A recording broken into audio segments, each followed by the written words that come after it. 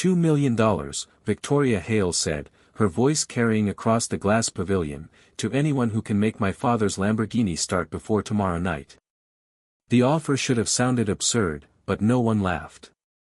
The car sitting beneath the chandelier was a 1971 Lamborghini Miura SV, painted in a deep metallic gold that caught every light in the room and returned it colder. It had belonged to Richard Hale, founder of Hale Dynamics, and for 11 months it had remained exactly where his staff had pushed it after his funeral, silent, polished, and impossible to wake. 18 specialists had flown in from 6 states. They had replaced the battery, rebuilt the ignition system, tested the fuel pumps, inspected every ground wire, and connected diagnostic equipment worth more than most houses. Nothing had changed. The Miura remained dead. Victoria stood 20 feet away in a black tailored suit, one hand resting against an empty champagne glass she had not touched in nearly an hour. Tomorrow evening, 300 guests would gather in this same pavilion to honor her father. The Lamborghini was supposed to start at 9:17, the exact minute Richard Hale had opened his first factory 40 years earlier. Victoria had made that promise publicly.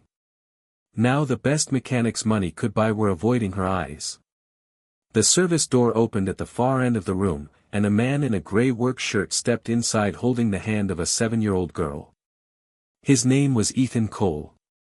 He carried no computer, no polished tool case, and no company badge. A faded canvas bag hung from one shoulder. Grease remained beneath his fingernails despite the cold weather outside. Beside him, Lily Cole wore a red winter coat and held a small yellow Lamborghini toy with one missing wheel. Marcus Vane, head of the Hale collection, crossed the floor before Ethan had taken 5 steps. "Deliveries go through the lower garage," Marcus said. Ethan looked past him toward the Miura. He did not answer. He listened. Somewhere beneath the rear deck, a relay clicked once, then stopped. Ethan's eyes moved to the driver's door, then to the dark instrument panel. "I said the lower garage," Marcus repeated. Lily tightened her hand around her father's fingers. Ethan gave her hand one quiet squeeze. Victoria finally turned. Her gaze moved from his worn boots to the child beside him, then to the canvas bag that looked too small to hold anything useful. "Who are you?" she asked.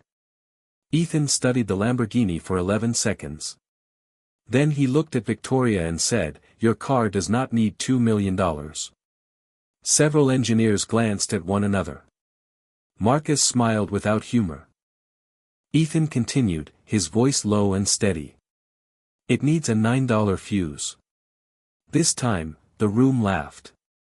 The laughter did not last long. It faded unevenly, first among the engineers nearest the car, then among the assistants who had joined because everyone else had. Ethan did not react to any of it. He released Lily's hand, lowered the canvas bag beside a marble column, and crouched until his eyes were level with hers. "Stay where I can see you," he said.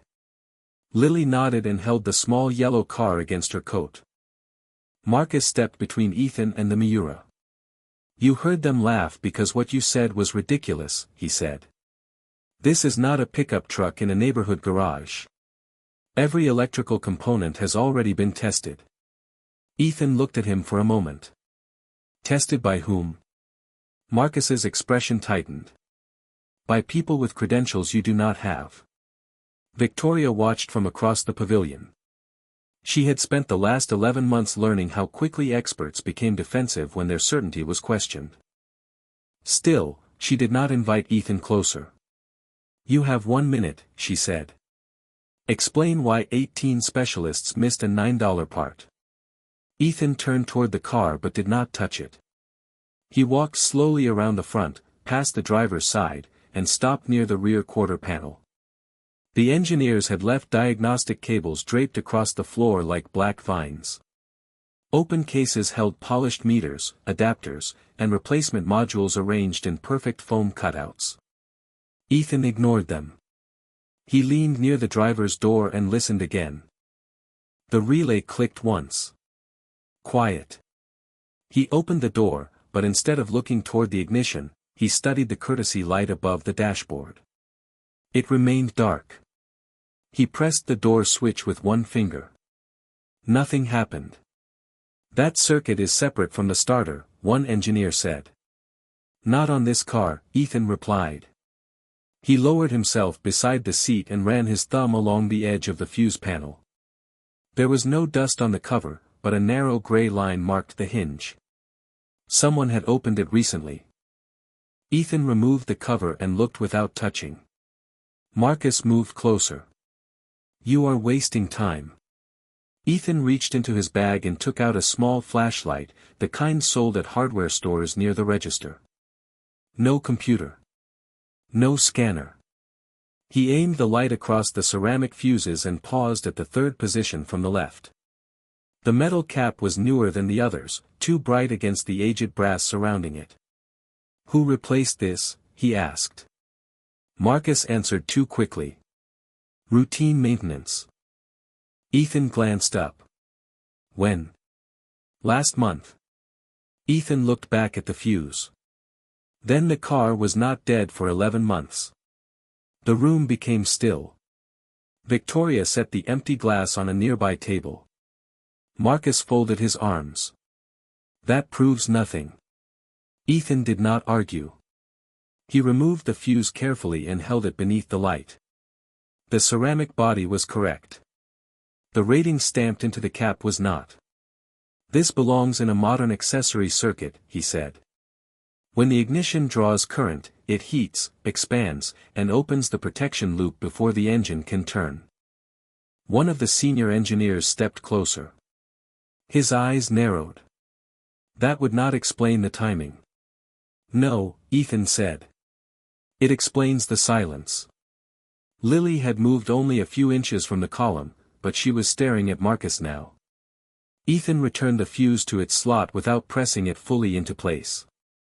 Bring me an 8-amp European ceramic fuse with the original thermal resistance, he said. Marcus gave a short laugh, but no one joined him. Victoria studied Ethan's face. There was no triumph in it, only concentration. Then she noticed something else. Marcus had stopped looking at the car. He was looking at Ethan. Victoria did not speak for several seconds. The pavilion had grown quiet enough for the low hum of the climate system to become noticeable above them. One of the engineers near the rear table cleared his throat and looked away. Marcus remained beside the car, but the confidence in his posture had changed. It was still there, only now it looked arranged. Ethan noticed. He noticed most things, especially the things people tried to hold still. Victoria walked toward the Miura, her heels making measured sounds against the marble. You said the car reacts differently under load, she said. Can you prove that without the replacement fuse? Ethan looked at the driver's seat. Sit in it. Marcus turned immediately. That is unnecessary. Victoria stopped beside the open door. Why? Because the system has already been tested in every operating condition. Ethan looked at Marcus, then at the bracelet around Victoria's right wrist. It was thin, silver, and almost hidden beneath the cuff of her jacket. Not every condition, he said. Victoria followed his gaze. This belonged to my father. Does it transmit anything? Ethan asked. It unlocks the private wing of the estate and the executive floor downtown. Marcus stepped forward. That bracelet has nothing to do with the car. Ethan said nothing. Victoria lowered herself into the driver's seat. The leather creased softly beneath her. She placed both hands on the steering wheel, and for the first time that evening, the expression on her face lost its practiced distance. This was where Richard Hale had sat every Sunday morning. This was where he had once lifted her onto his lap when she was 8 and let her hold the wheel while the car stood still in the driveway. She had not sat there since the week before he died. Ethan leaned near the open fuse panel and watched the tiny meter in his hand. Turn the key one position, he said. Victoria did. The dashboard lights appeared for less than a second, then vanished. A relay clicked beneath the rear deck. Silence returned. Ethan looked at the meter. Step out. Victoria did, slower this time. Ethan turned toward one of the younger technicians. You sit. The technician glanced at Marcus before obeying. He turned the key. The dashboard lights stayed on. No engine, but the electrical system remained alive. A murmur moved through the room. Victoria looked down at the bracelet. Again, she said. They repeated the test twice. With the technician in the seat, the circuit held. With Victoria behind the wheel, it shut down almost immediately. Marcus stared at the fuse panel. Coincidence, he said. Ethan took a small frequency detector from his canvas bag and held it near Victoria's wrist. A green light flickered, then pulsed. Your bracelet sends an identification signal, he said. The car recognizes it. Victoria's face hardened. Recognizes me and turns itself off. Ethan moved the detector toward the dashboard. The light pulsed faster. Yes. Lily, still near the column, looked from the bracelet to the little yellow car in her hands. Maybe her dad did not want someone else to use her key, she said quietly. No one laughed this time. Ethan looked at the dark instrument cluster. Or he wanted the car to stop only when she was close enough to hear what came next. Marcus took one step toward the service door. Victoria saw it. So did Ethan. Marcus stopped before reaching the door. Victoria did not raise her voice. She did not need to. Where are you going? She asked. He turned slowly, one hand still near the handle. To call the estate security team. We have an unidentified frequency interacting with a vehicle in a room full of people. Ethan stood beside the open driver's door, the detector resting in his palm. The frequency is not unidentified. Marcus looked at him. You have been here less than 10 minutes. Long enough to know the receiver was installed after the car left the factory. Ethan pointed toward the lower dashboard, where a narrow strip of black wiring disappeared behind the original tan leather trim. The wire had been hidden carefully, but not perfectly. Its insulation was newer than anything around it. Victoria moved closer. Who installed it? Someone who understood old electrical systems, Ethan said. And someone who wanted the modification to look temporary. Marcus gave a tired breath, the kind meant to suggest patience. This is becoming theater. The bracelet interferes with the ignition. Fine. Remove the receiver and finish the job. Ethan shook his head once. Removing it could erase whatever it controls. It controls a failed security circuit. Then why did someone replace the correct fuse with one that opens only under thermal load? Marcus said nothing. Ethan turned back to the panel. He used the flashlight to trace the new wire toward the center console. It passed behind the radio, then disappeared beneath a brass plate no larger than a matchbook. There were no factory screws holding it in place. Instead, two narrow rivets had been set flush with the metal. Lily watched from beside the column, her yellow toy car held against her chest. Victoria noticed Ethan glance toward the child before reaching for his tools. He was not asking permission from the room. He was making sure Lily was still where he had left her. Can you open it? Victoria asked. Not safely without the correct fuse. Then get one. Marcus stepped forward. There is no reason to continue this tonight. We have replacement modules arriving in the morning. Victoria looked at him. You ordered replacement modules before anyone identified the problem. That is called preparation. No, Ethan said quietly. Preparation would have included the fuse. Marcus's jaw tightened. The senior engineer who had approached earlier crouched beside Ethan and examined the wiring. His name was Daniel Mercer, and until that moment he had said very little. He is right, Daniel said. This is an analog interruption loop. Old design, but deliberate. If the resistance changes too quickly, the circuit locks itself. Marcus turned toward him.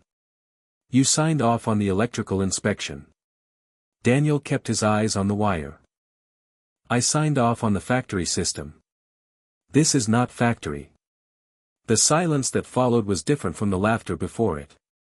That laughter had made Ethan the smallest person in the room. This silence made Marcus visible. Victoria removed the bracelet and placed it on the hood of the Miura. Where do we find the fuse? Ethan closed the panel and stood. A modern shop will not carry the right one. Then who will? A man named Noah Bennett. His garage is 32 miles west of here. Marcus looked at the clock. It is nearly 9 at night. Ethan picked up his canvas bag. He will be awake. Victoria studied him. How do you know? Ethan looked toward Lily, then back at the car. Because 3 years ago, your father sent me to him for the same part. For the first time since Ethan entered the pavilion, Victoria looked at him as though the room had changed shape around him. My father knew you? She asked. Ethan adjusted the strap of the canvas bag on his shoulder. He knew my work. Marcus gave a short, dismissive breath. That is convenient. Ethan did not look at him. Noah will have the fuse.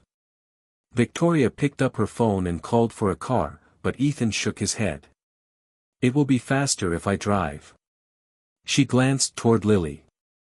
The girl was sitting on the edge of a low bench now, her red coat folded beneath her, the yellow toy Lamborghini balanced carefully on one knee. Then I am coming with you, Victoria said. Marcus stepped forward. That is not advisable. Neither is leaving my father's car in the hands of people who missed a modified circuit for 11 months. The words landed without force, which made them harder to answer. Ethan looked toward Lily. You tired? He asked. She nodded once, then stood anyway. 20 minutes later, Ethan's old dark blue pickup moved west through cold night rain, its heater working harder than its windshield wipers. Victoria sat in the passenger seat, unused to the narrow cabin and the faint smell of coffee, leather, and motor oil. Lily sat behind them beneath a gray blanket, the toy car held loosely in both hands. For several miles, no one spoke. The city lights thinned into warehouses, gas stations, and long stretches of wet highway. Victoria studied Ethan's hands on the steering wheel. There was a pale line around his left ring finger where a wedding band had once rested. She looked away before he noticed. Why did my father send you to Noah Bennett 3 years ago? She asked. Ethan kept his eyes on the road. He was building something he did not want connected to the company. The circuit in the Miura? Part of it. And you helped him? I designed the interruption loop. Victoria turned toward him fully. Then you knew exactly what was wrong the moment you saw the car. No, Ethan's answer came without hesitation. I knew what had been added. I did not know someone had changed it. Rain moved across the windshield in silver lines. Why did he need an interruption loop? She asked. Ethan was quiet long enough for the tires to fill the space between them. Your father believed digital systems could be copied, altered, or erased. He wanted something mechanical enough to survive a person who understood computers. A person inside the company. Ethan did not answer. That was answer enough. Noah Bennett's garage stood behind an abandoned feed store, 32 miles from the Hale estate and nearly half a mile from the nearest working streetlight. Its single bay door was open when they arrived. Warm yellow light spilled onto the wet gravel. Noah was waiting beside a workbench in a canvas jacket, holding a small wooden box. He was in his late 40s, broad through the chest, with gray beginning at his temples and the patient expression of a man who had learned not to ask questions until the right people were ready. He looked at Ethan first, then at Victoria, then at Lily climbing carefully down from the truck. You took your time, Noah said. Ethan closed the driver's door. You still have it? Noah opened the box. Inside, wrapped in faded wax paper, was a single white ceramic fuse with dull brass caps. A price sticker remained on the paper. $9. Victoria stared at it. My father left that here. Noah nodded. With instructions. What instructions? Noah looked at Ethan. Ethan said nothing. Noah lifted the wax paper and revealed a folded card beneath it, yellowed at the edges but sealed with Richard Hale's initials. Across the front, written in black ink, were 6 words. Give this only when Victoria comes.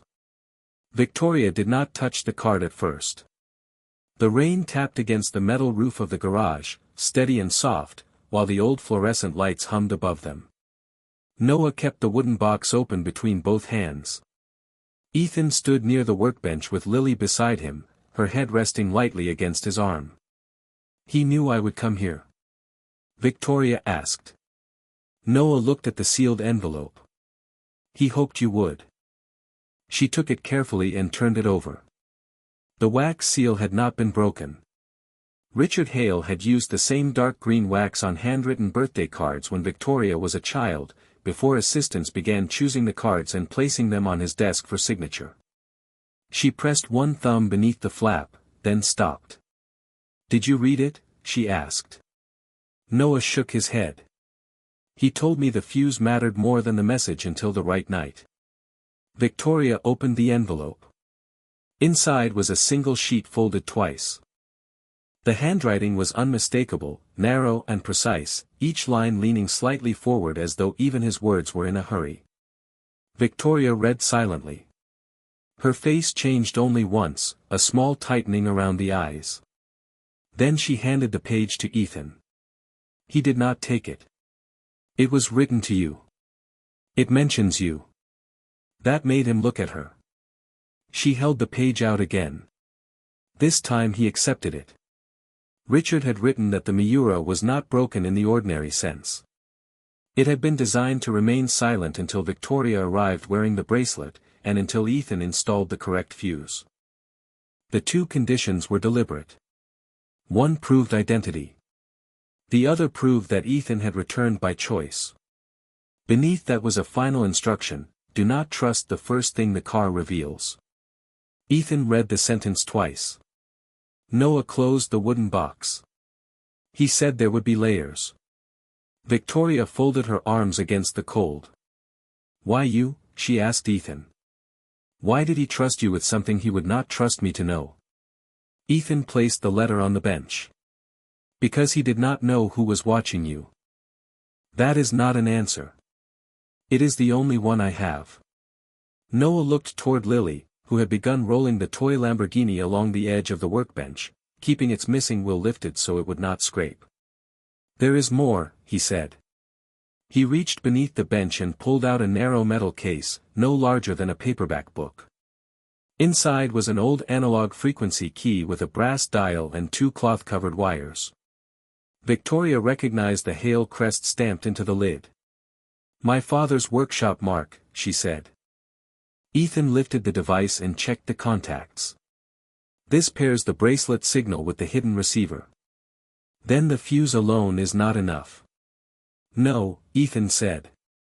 It wakes the circuit. This tells it who is asking. Victoria looked toward the rain beyond the open bay.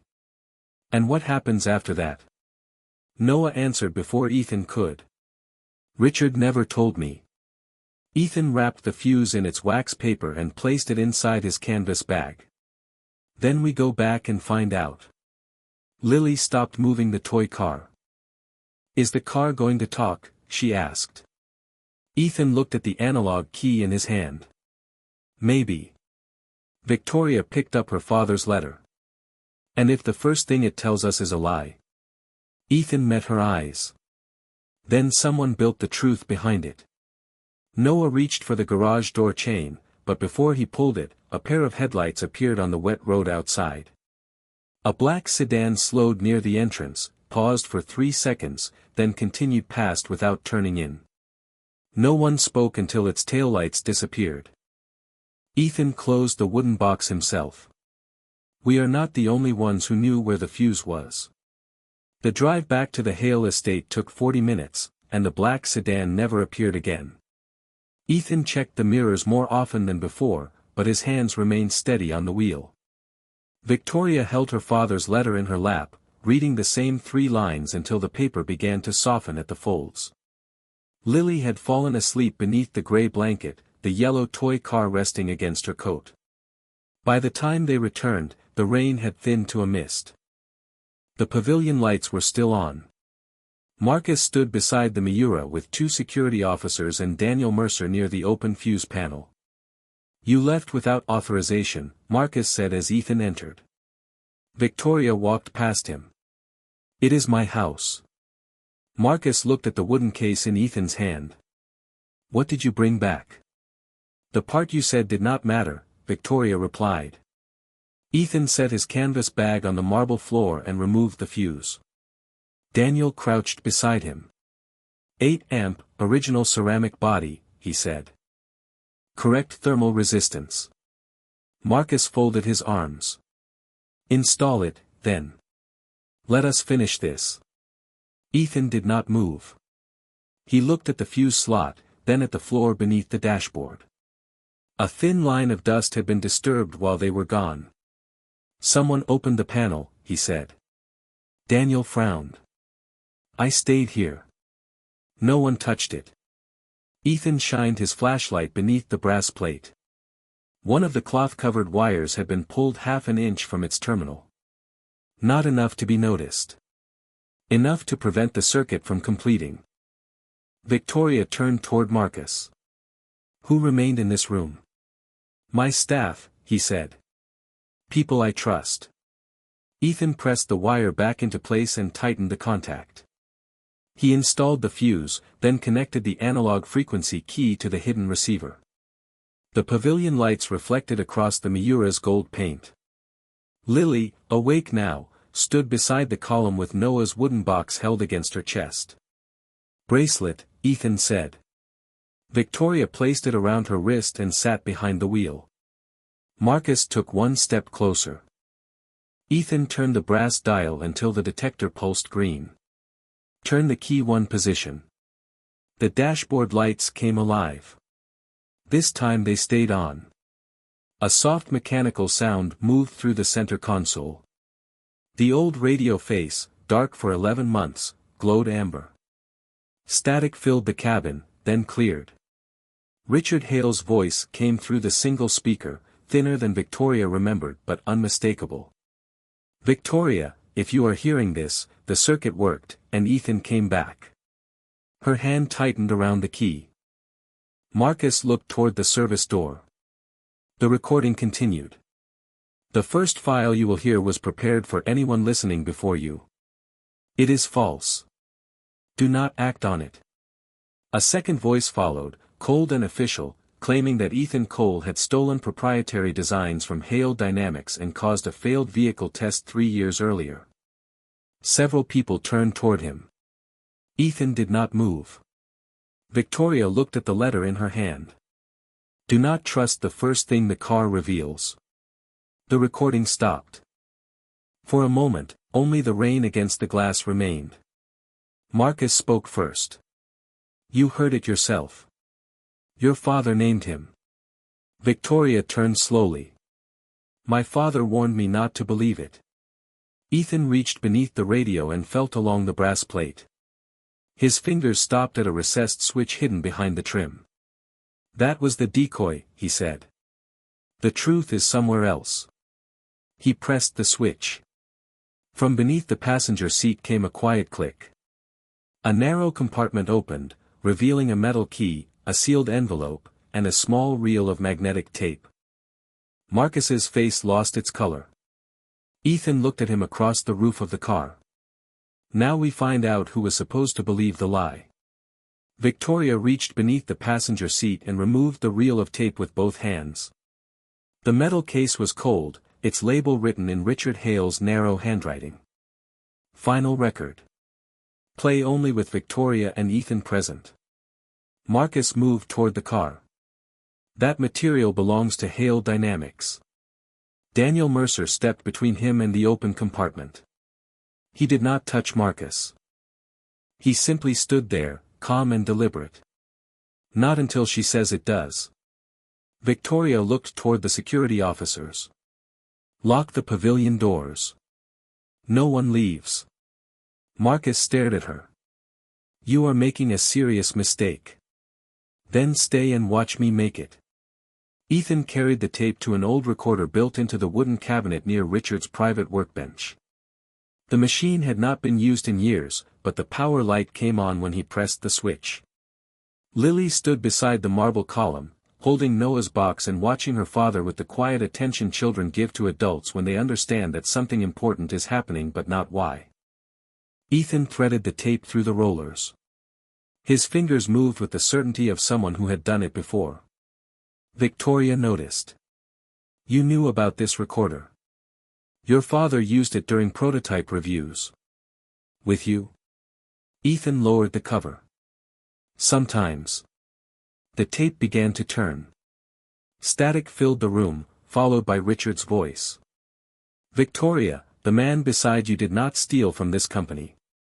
He tried to stop it from hiding a failure. Ethan looked down. The recording continued. 3 years earlier, Hale Dynamics had tested an experimental control system under Marcus Vane's supervision. Ethan had identified a heat defect and recommended delaying the trial. Marcus had removed his warning from the final report to protect a major contract. The test proceeded. The vehicle failed on a closed course. Ethan's wife, Claire, had been part of the safety analysis team. She survived the initial incident but died several weeks later from complications no public report ever connected to the test. Lily lowered her toy car. Victoria's face became still. Richard's voice remained measured, but grief lived beneath every word. He explained that he had discovered the altered report too late. Marcus had already blamed Ethan, erased his access, and buried the investigation behind legal agreements. Richard had spent the following years collecting original files, approval logs, and payment records. He had hidden them inside the Miura because Marcus controlled the company's servers and monitored every digital archive. The car was never a memorial, Richard said. It was a witness. Marcus turned toward the nearest officer. This is fabricated. A recording can be edited. Ethan stopped the tape. That is why he used analog. He lifted the sealed envelope from the compartment and placed it on the hood. Inside were signed maintenance records, original thermal reports, and a notarized statement bearing Richard's signature. Daniel read the first page, then the second. His breathing slowed. I reviewed the revised report, he said quietly. These are the missing pages. Marcus looked around the pavilion, searching for the agreement that had always appeared when he spoke with enough confidence.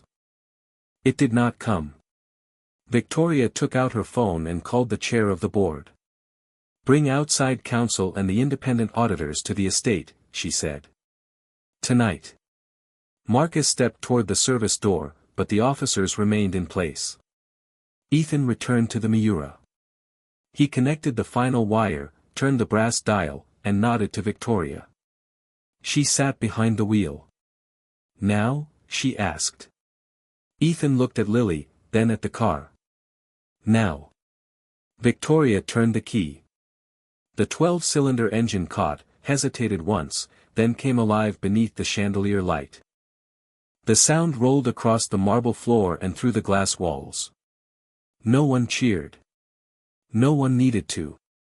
Marcus stood in the center of the room while the machine he had tried to silence told the truth louder than he ever could. The engine ran for 4 minutes before Ethan reached through the open door and turned the key back. The sudden silence felt larger than the sound had. Outside counsel arrived before midnight, followed by 2 independent auditors and 3 members of the Hale Dynamics board. By 1 in the morning, Marcus Vane had been removed from every system he controlled. By sunrise, the original reports, payment records, and signed statements had been copied into secured archives outside the company. Victoria remained in the pavilion through all of it. She answered questions, opened files, and watched the version of her father she had spent 11 months grieving become more complicated with every page.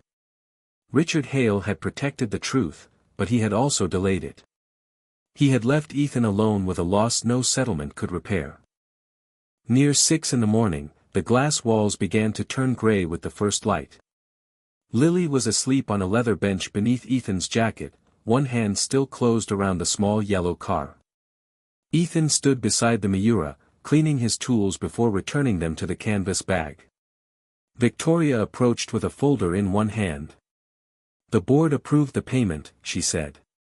$2 million, exactly as promised. She placed the folder on the hood. Ethan did not open it.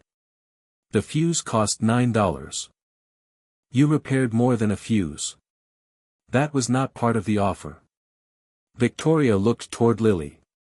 "My father established a trust 3 years ago. It was placed under a holding company and never activated. The beneficiary is your daughter." Ethan stopped folding the cloth in his hands. Victoria continued carefully. "It covers her education, medical care, and living support through college." He signed it after he learned what happened to Claire. Ethan looked at the sleeping child, then at the dark window beyond her. For a long moment, he said nothing. "He never told me," he said. "I do not think he believed money could make the truth easier. It cannot." Ethan closed the canvas bag. Victoria placed the payment folder closer to him. "Then take this for what you did tonight." He finally opened it, removed the check, and looked at the number once. Then he tore it cleanly in half. No one in the room spoke. "Use it to build an independent safety fund," he said. "For engineers who report defects before someone buries them. For families who lose work because they refuse to sign a false report. Make it impossible to punish the next person who tells the truth." Victoria looked at the torn check. "You could change your life." Ethan glanced toward Lily. "My life already changed." There was no bitterness in the words. That made them harder to hear. 2 months later, Hale Dynamics announced the Claire Cole Safety Initiative with an initial endowment of $2 million and full authority outside executive control. Daniel Mercer became its first technical director. Noah Bennett joined the review council. Ethan accepted one role only, independent mechanical advisor, with the right to walk away from any project that ignored his findings. On the first Saturday of spring, Victoria drove the Miura to Noah's garage. Lily sat in the passenger seat, laughing when the old 12-cylinder engine filled the open countryside with sound. Ethan followed in his blue pickup. Inside the garage office, mounted in a small glass frame, was the white ceramic fuse. Beneath it, a brass plate carried a single sentence. The smallest part revealed the largest lie.